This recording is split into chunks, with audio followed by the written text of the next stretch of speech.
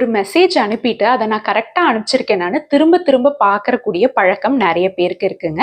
இது எதனால இருக்கலாம்னா, நான் அனுப்பிச்சது தப்பா இருக்குமோ, அவங்க என்ன தப்பா நினைச்சிருவாங்களோ, இந்த மாதிரி ஃபியர் ஆஃப் ரிஜெக்ஷன், இல்லைன்னா எப்போதும் ஒருத்தங்க நம்மள அப்ரூவ் பண்ணிக்கிட்டே இருக்கணும் அப்படின்ற மென்டாலிட்டினால வரக்கூடிய பிஹேவியர். ஸோ இதை எப்படி ஓவர் கம் பண்ணலாம்னா, ரெண்டு விஷயம். ஒன்று வந்து 10 minute ரூல். ஃபார் எக்ஸாம்பிள், எனக்கு அதை செக் பண்ணுன்ற ஏர்ஜ் வரும்போது, இல்லை நான் கரெக்டாக தான் அனுப்பியிருக்கேன், இதே மாதிரி எனக்கு ஒரு 10 நிமிஷம் கழிச்சும் தோணுச்சுன்னா அப்ப நான் பாத்துக்கிறேன் அப்படின்னு நீங்க ஒரு டைம் பீரியடை கொடுத்துக்கலாம். இந்த மாதிரி பண்ணும்போது ஆட்டோமேட்டிக்கா வரக்கூடிய ஏர்ஜஸை நம்மளால பெட்டரா ஹேண்டில் பண்ண முடியும். ரெண்டாவது முக்கியமான விஷயம், மெசேஜ் அனுப்பிச்சதுக்கு அப்புறம் செக் பண்றதை விட ஒரு மெசேஜ் அனுப்புறதுக்கு முன்னாடி 2 செக்லிஸ்ட் வச்சுக்கலாம்.